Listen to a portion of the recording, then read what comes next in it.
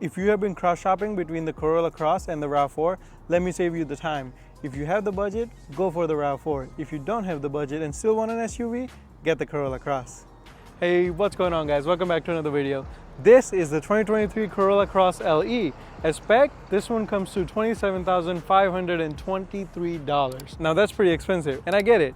But as far as crossover and SUVs go, you can't really beat this price. You're not really gonna get anything much cheaper than this for this body style. So in this video, I'm gonna show you exactly everything this thing has to offer. So if you're in the market for one, well, you've come to the right place. Now here's a message from our sponsor, me. Please like this video and consider subscribing to the channel. I post these types of videos regularly, so if you want to see them, if you like to see them, please consider subscribing. Every little bit helps, and I really need to get to 1,000 subscribers, so I would really appreciate it if you subscribe. So I just want to give a huge shout out to King's Toyota here in Mason, Ohio at the King's Auto Mall for allowing me to film this video with the Corolla Cross. Alright, so before we get started, you need to know that this car has a lot of cost-cutting measures. Obviously Toyota needed to do that to be able to sell this vehicle at the price point they're trying to sell at, but let's get started. Here's a look at your headlight module. The LED is your high beam, this is your low beam, and that is just your turn signal. And in the middle here, you can see a lot of the influence coming from the RAV4 design language. You can see the grille right here, and then a couple of those, what would be an air intake, but this is just a design language on this one. And then your safety sensors are right behind the Toyota logo here in the middle. And other than that, folks, there really isn't much to talk about here. I mean, you can see down here, this is where your fog lights would be, but this model doesn't have it, another cost-cutting measure. This is just for your airflow through to the radiator to keep the engine cool. As you can see, it's not completely open, it's only partly open to let the air through to the radiator. Obviously, this is probably for the airflow. And look at this. There's a little Toyota Corolla Cross Easter egg right there in the front. Now, this is the design language they used to design this car, and I'll point that out as we go to the side. All right, let's move on to the engine. All right, folks, so here is your 2-liter 4-cylinder engine. That is the same engine that is in the Corolla, the sedan, and this is an SUV. So this one weighs more, but it still has the same engine and the same power. So take that for what it's worth. Now, this is just a gasoline engine. This is not the hybrid powertrain. The Corolla Cross does come in the hybrid powertrain as well, but good luck finding those at a reasonable price, that is. I will go ahead and put the engine power figures on the top right and the fuel economy on the left here. As you can see, there's really nothing special with this engine. This is a pretty trusty powertrain that Toyota's had for years, and I don't see why you would have to worry about it at all. Now, one thing I really like about this engine is that stuff is easily accessible. You can change the battery out very easily. This is your engine air filter. Your cabin air filters inside in the glove box. By the way, if you want to see how to change the engine and cabin air filter, I guarantee you will save $50. Click up there to see my video on how to change the engine and cabin air filter. And before we end this engine section, look at this. This is one more Easter egg inside of the hood for the Corolla Cross. And I was just moving around the back here, and I found, look at this, there is another Easter egg for the Corolla Cross design language. And that is a great segue into the design of this vehicle. As you can see, this right here and that back there, along with the design right there, is exactly what that decal represents. So if you want to believe Toyota, Toyota says they used that design language to get inspiration for the design of the Corolla Cross, as you can see here. What do you guys think about this design language? Do you like it? Let me know your thoughts in the comments below. Now, this particular one also has the mud guards and the door side guards, as well as the wheel arches over there. Now, these are matte black, so they don't exactly match the green color of this one, but that is actually what you have here. While we're on the side here, look at this. I found a couple more of these. This says Corolla Cross here on the C-pillar, and look at that. In the headlight right here, it says Corolla Cross, as you can see right there. Toyota seems really proud with this vehicle, with the amount of Easter eggs this thing's got. And while we're here, let's just mention the wheels. So these are 17-inch wheels wrapped in a 215/65R17 tires. Now, these are Michelin tires, and they're designed for comfort. As you can see, the sidewall is quite thick. This is really good if you want comfortable driving experience. It's not going to provide you a sporty driving experience, but that's not the purpose of this vehicle. It's supposed to be a comfy family SUV. And one last thing, all 4 wheels do come with the anti-lock disc brakes. And here's your look at the back end of the Corolla Cross. Now, to me, this looks a lot more like the Venza than it does the RAV4, but that's just me. Let me know what you guys think about this one. You can see your Corolla Cross badging on the left, LE on the right, and that is pretty much it. Nothing special back here. And under the Toyota logo here, there's your rear view camera. And here under this is your trunk release. Now this is not an electronic trunk, so you have to press it and then lift it up. But about after halfway, those hinges do a lot of the work for you and it just opens up automatically. But you will have to close it manually. All right, so inside the trunk, you will find your license plate mounts. This is your cargo liners to protect the cargo floor. And under the cargo floor, here you have your temporary spare tire. That's really good. Then you have your jack tools. I don't see a funnel here, though I normally do see that in other cars. But good thing is this thing still does have the temporary spare tire. It does not have one of those stupid flat repair kits that most manufacturers are getting away with these days. On the left here, you have a little light, as well as you also get the cargo cover that you can pull and hook in here or hook over here to protect the stuff you have back here from prying eyes. And on the right here, there's really nothing else going on.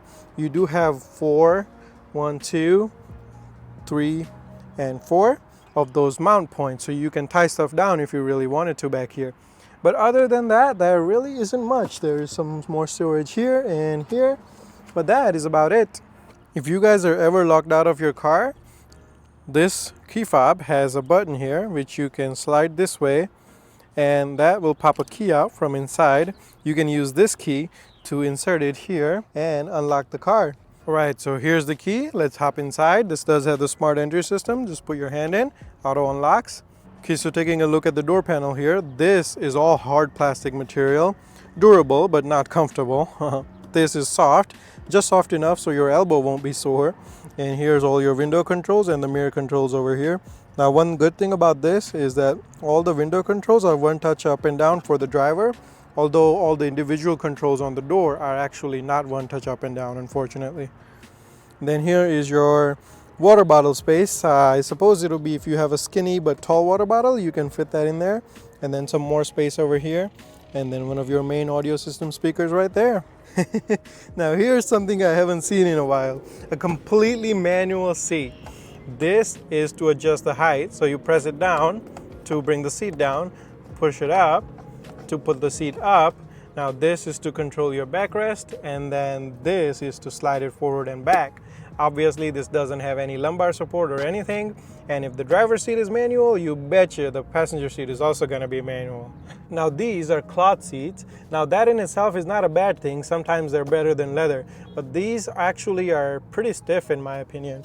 Like it can press down, but it doesn't really bend that much or squeeze really. So if you have a really, sensitive tushy, you might want to be careful with these. Right, folks, here's your view from the driver's seat of the Corolla Cross. Nothing too special. As you expect, this is definitely a little bit higher off the ground than the Corolla sedan, so you get a better view. And one thing I wanted to point out is that in the mirror, you can see there's a blind spot indicator light, as well as that is actually a heated mirror indicator. I'm actually very surprised to see that on this one. Usually you only find that feature on the luxury vehicles. And that's a pretty odd design choice in my opinion. I mean, usually you find that in the luxury models, but this one has it, so I'm pretty surprised. Here's your key. Foot on the brake, press the start-stop button.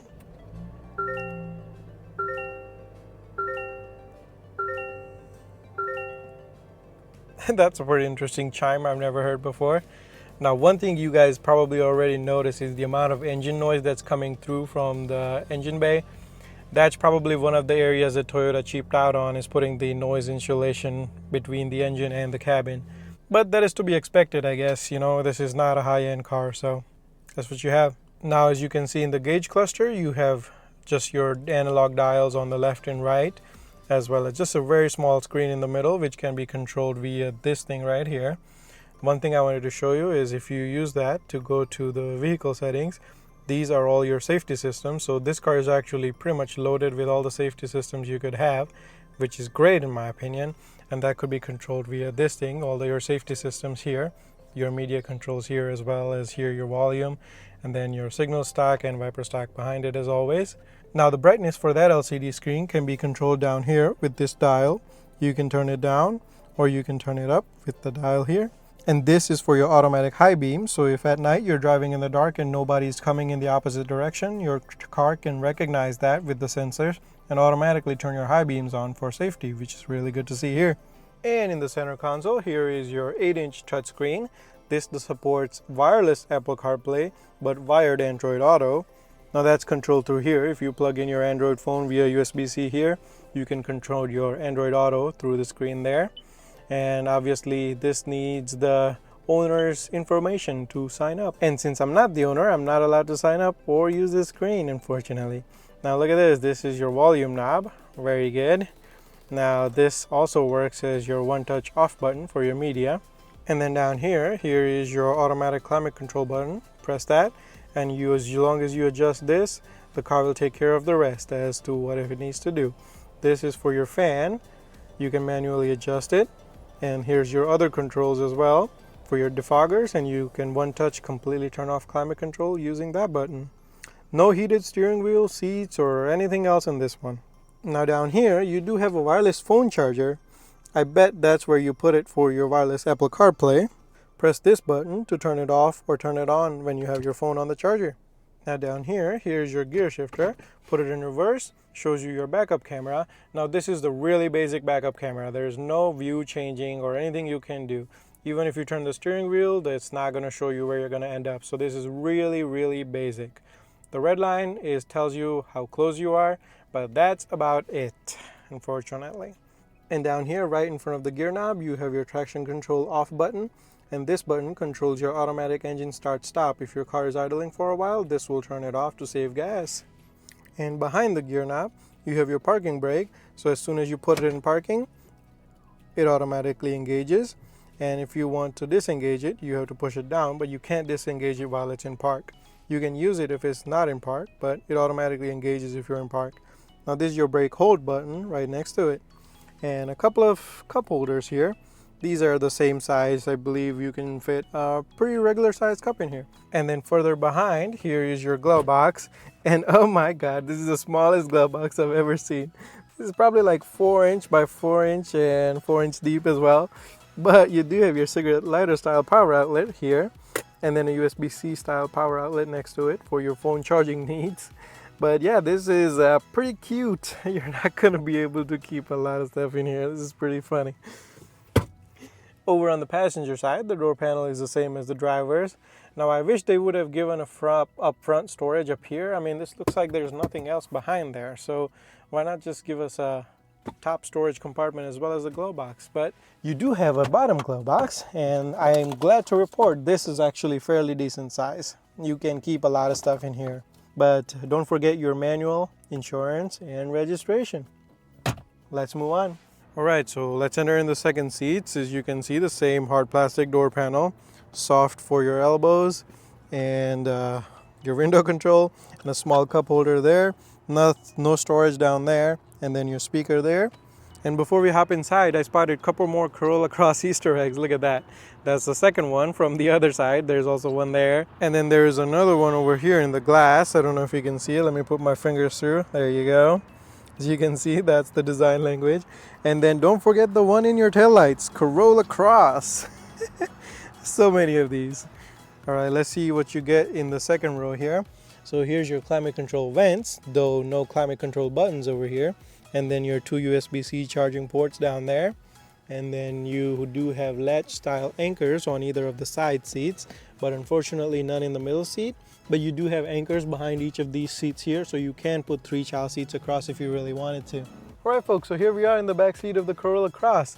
Now this seat is set for me. I'm a 6-foot person. I made sure that I had 2 or 3 inches of knee room before the glove box when I sat in there. But as you can see, I'm not sitting completely upright. I mean, there's still space back here. And I still have maybe 1 inch of space here in the front of my knees. And there is a seat back pocket. There's none over there. You know I hate that, right? Like, come on, just give me another seat back pocket. But yeah, I mean, this is not bad, though my feet do go under the seat in front. So that does help a little bit.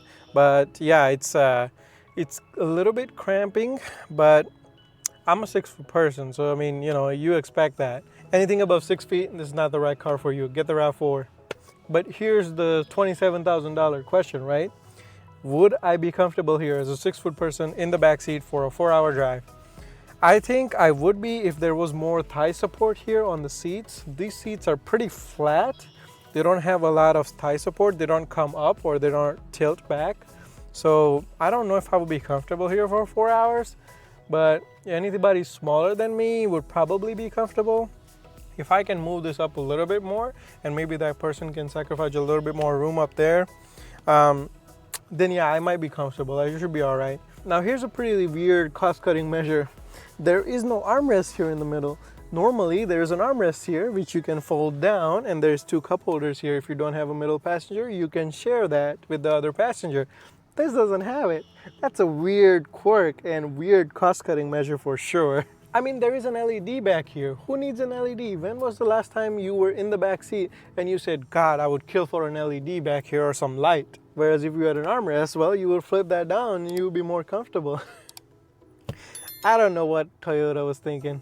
But I do like that there's 2 USB-C ports down there, which is really good these days. Everybody has more and more devices now, so that's really good. I have to give props to Toyota for the 2 USB-C ports. So here's the question, right? If you're comparing this to a Camry or something, buy the Camry. Camry is lower to the ground, but it has a lot more space in the second row as well as maybe in the front row as well. It might not have the crazy trunk space as this has, but it's definitely a better car than this thing is. It also has more power than this, so that's another thing to consider. This does have a little transmission hump here in the middle.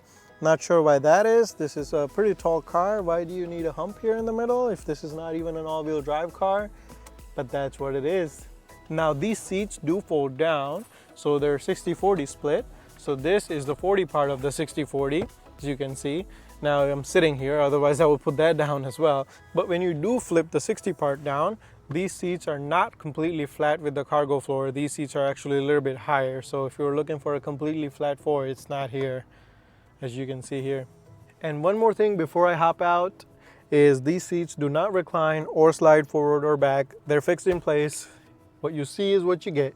So this was the 2023 Toyota Corolla Cross. Let me know what you guys thought about the video in the comments below. Let me know what you guys want to see next as well. And if you are still here, thank you so much for watching. I really appreciate you. Please consider liking and subscribing if you haven't already. And I will see you in the next video.